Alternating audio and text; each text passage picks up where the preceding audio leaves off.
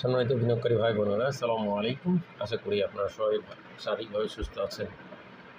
আমি আজকে 21শে জুন শনিবার 2025 এই ভিডিও আলোচনা করছি এবং আমার আজকের আলোচনার শিরোনাম হচ্ছে 10 গুণ মানি ফ্লো বেড়ে যাওয়া তলানির শেয়ারটি।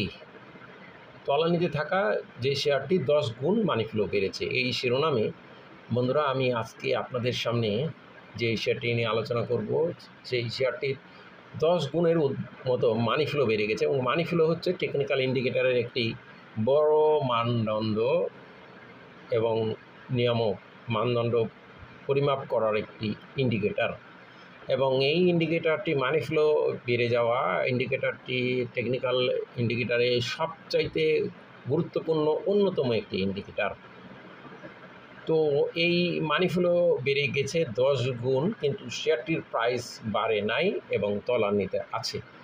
তো আজকে তেমনই একটি শেয়ার নিয়ে আলোচনা শুরু হতে যাচ্ছে। বন্ধুরা, আপনারা যারা এই চ্যানেলটি এখনও সাবস্ক্রাইব করেননি, দয়া করে চ্যানেলটি সাবস্ক্রাইব করবেন এবং এই সংক্ষিপ্ত আলোচনাটি আপনাদেরকে সমস্ত অংশই দেখা এবং শোনার জন্য অনুরোধ করব। কারণ প্রথমে আমি ফান্ডামেন্টাল বিষয় এবং তারপর যে আমাদের শিরোনামের মানি ফ্লো সেই বেড়ে যাওয়া সেটা দেখাবো টেকনিক্যাল ইন্ডিকেটরের মাধ্যমে।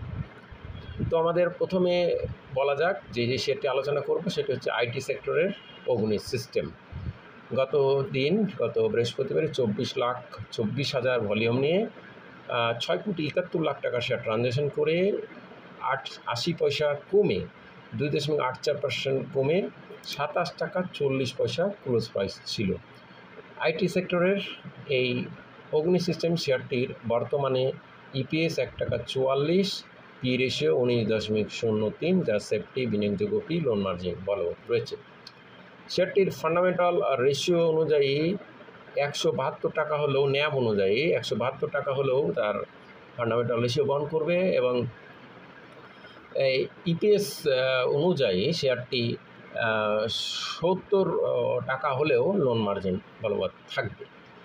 আমরা এই অগ্নি সিস্টেম আইটি সেক্টরের শেয়ারটির যদি কোয়ার্টারের গ্রোথ দেখি, তাহলে কিন্তু থার্ড কোয়ার্টারে শেয়ারটির গ্রোথ কম ছিল, হিউজ কম কোয়ার্টার 2 তুলনায়, কিন্তু কোয়ার্টার 2তে ভালো গ্রোথ ছিল। তো বন্ধুরা, তবুও শেয়ারটির কিন্তু দাম বাড়ে নাই, একরকম তলানিতেই আছে। মে মাসে এই শেয়ারটি উল্লেখযোগ্য পরিমাণ বাই হয়েছে ইনস্টিটিউট কর্তৃক 2.45%, সেটা পাবলিক থেকে কমেছে। দেখুন, 1,43,00,000 পাবলিকের আছে, 3 কোটি 62 লাখ, 7 কোটি 26 লাখ টোটাল শেয়ার। 300 দিনে এভারেজ প্রাইসই আছে 30 টাকা 20, সুতরাং লেভেলে কিন্তু একরকম তলানিতে আছে বলা যায়। এবং 25 টাকা 20, 50 এই শেয়ারটির কিন্তু এই লেভেলেই কিন্তু একটা স্ট্রং সাপোর্ট। তো স্বাভাবিকভাবে 25 টাকা 50 পয়সা তার স্ট্রং সাপোর্ট। আমরা এটা ইতিপূর্বে দেখেছি 15 জুন, তারপরে 4 জুন, তারপরে 1 জুন। এই 25 টাকা 50-এর বেশ কিছু ট্রেড আমরা ইতিপূর্বেও দেখেছি। দ্যাট মিনস শেয়ারটি ওই লেভেলে একটা স্ট্রং সাপোর্ট আছে।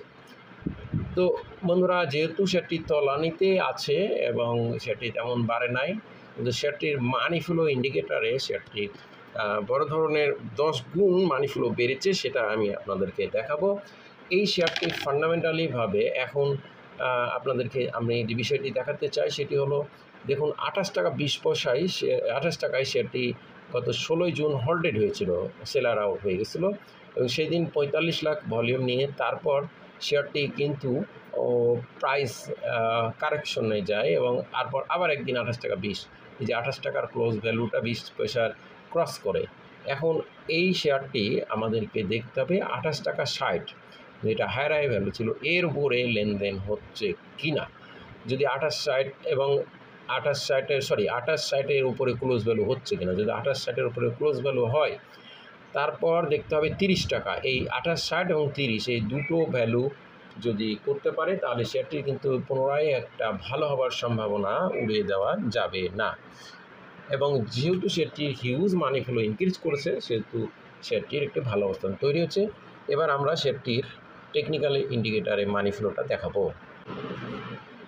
দেখুন বন্ধুরা, আমাদের আজকে যে শিরোনাম ছিল 10 গুণ মানি ফ্লো, আমরা গত 30শে এপ্রিল সেটির মানি ফ্লো দেখেছি 6.19, সেখান থেকে মানি ফ্লো বেড়ে গত 17ই জুন হয়েছিল 83। দ্যাট মিন্স প্রায় 15 গুণের কাছাকাছি, 14 গুণ মানি ফ্লো কিন্তু ইনক্রিজ হয়েছিল 17ই জুন। বর্তমানে 60 লেভেলে ধরা যায়, তা 69, দ্যাট মিন্স 60 লেভেলে 59.70, দ্যাট মিন্স 60 লেভেলে ধরা যায়।